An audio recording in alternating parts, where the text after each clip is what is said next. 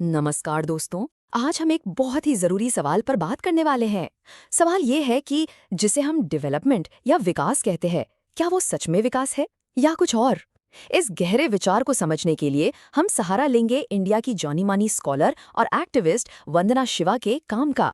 तो देखिए, इस पूरी बात को आसानी से समझने के लिए हम इस तरह आगे बढ़ेंगे। सबसे पहले वंदना शिवा का कोर आइडिया क्या है, उसकी आत्मा क्या है, ये समझेंगे। फिर हम देखेंगे कि वो मॉडर्न साइंस को एक पेट्रियार्कल प्रोजेक्ट क्यों कहती है। इसके बाद इन्हीं आइडियाज का एक रियल लाइफ एग्जाम्पल देखेंगे भारत के जंगलों की लड़ाई में। फिर हम दो अलग अलग सोच के तरीकों को कंपेयर करेंगे। और आखिर में जो सबसे जरूरी कॉन्सेप्ट्स हैं उन्हें एक बार रिवाइज कर लेंगे ताकि आपको सब कुछ साफ साफ याद रहे। तो चलिए शुरू करते हैं हमारे पहले सेक्शन से, वंदना शिवा का मूल विचार। यहाँ हम उस बुनियादी सवाल से जूझेंगे जो वो हम सबके सामने रखती हैं।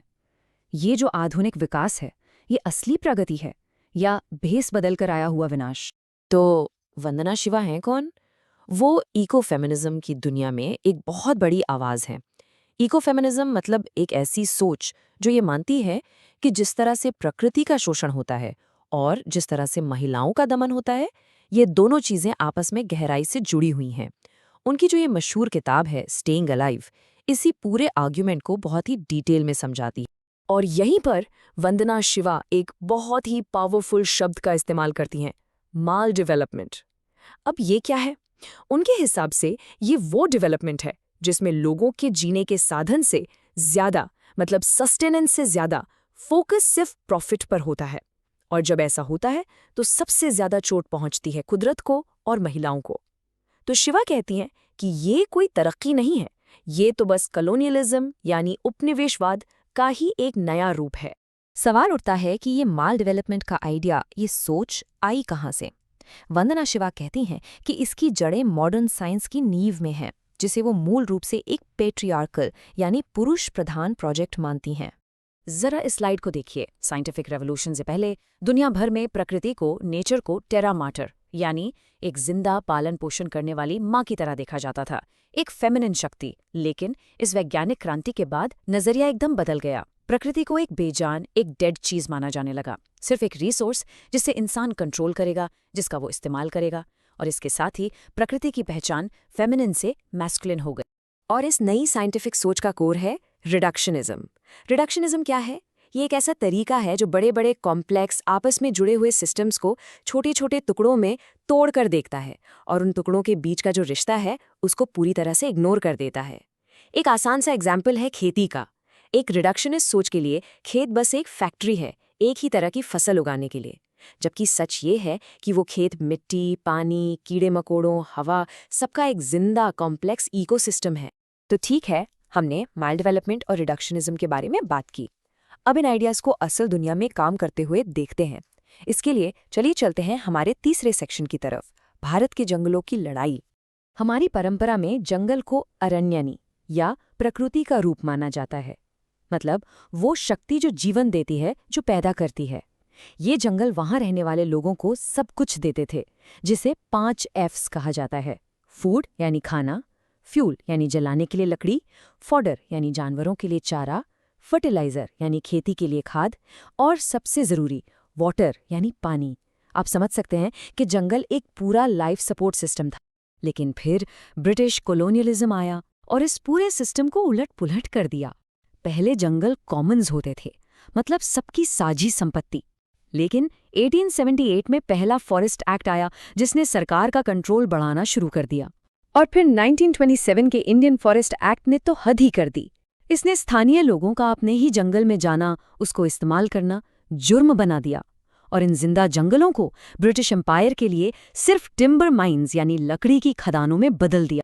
इस एक्सप्लॉयटेशन के खिलाफ एक जबरदस्त आंदोलन खड़ा हुआ जिसे औरतों ने लीड किया, चिपको मूवमेंट। जब सरकार के ठेकेदार पेड़ काटने आते तो गांव की औरतें पेड़ों से लिपट जाती थीं उन्हें बचाने के लिए।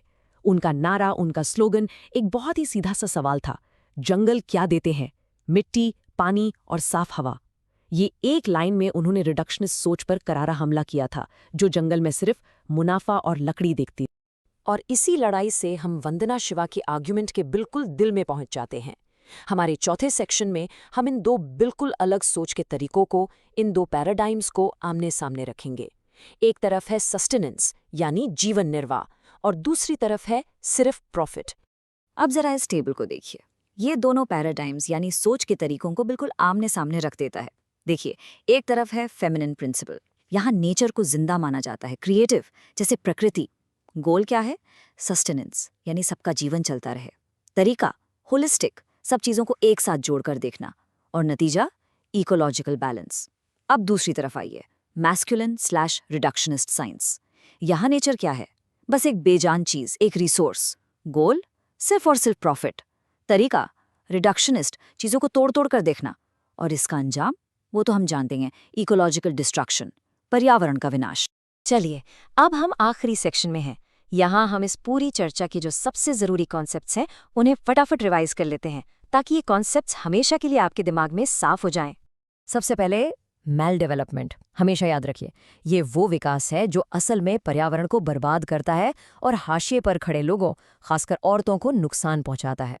दूसरा रिडक्शनिज्म, चीज़ों को सिर्फ अलग अलग टुकड़ों में देखने का तरीका और उनके बीच के गहरे रिश्तों को भूल जाना। वंदना शिवा के मुताबिक हमारे पर्यावरण की ज्यादातर समस्याओं की जड़ यही है। तीसरा प्रकृति, ये हमारी प्राचीन भारतीय अवधारणा है जिसमें कुदरत को एक जिंदा, एक रचनात्मक, एक फेमिनिन शक्ति माना जाता है जो हर तरह के जीवन का स्रोत है। और चौथा मोनोकल्चर, एक बहुत बड़े इलाके में सिर्फ एक ही किस्म की फसल या पेड़ उगाना। ये प्रैक्टिस बायोडाइवर्सिटी यानी जैव विविधता को खत्म कर देती है और ये रिडक्शनिस्ट सोच का एक प्रैक्टिकल नतीजा है। तो है पूरी चर्चा के बाद मैं आपके लिए एक सवाल छोड़कर जा रहा हूँ। आज अपनी दुनिया में अपने आसपास देखिए और सोचिए, ऐसी कौन सी चीज़ें हैं जिन्हें हम प्रोग्रेस मानते हैं, लेकिन अगर उन्हें वंदना शिवा की नज़र से देखें तो वो मैल डेवलपमेंट कहलाएंगी। इस पर ज़रूर सोचिए। इस चर्चा में शामिल होने के लिए आपका बहुत बहुत शुक्रिया। अगर आपको ये विश्लेषण पसंद आया हो तो ऐसे ही और कंटेंट के लिए सब्सक्राइब ज़रूर करें। धन्यवाद।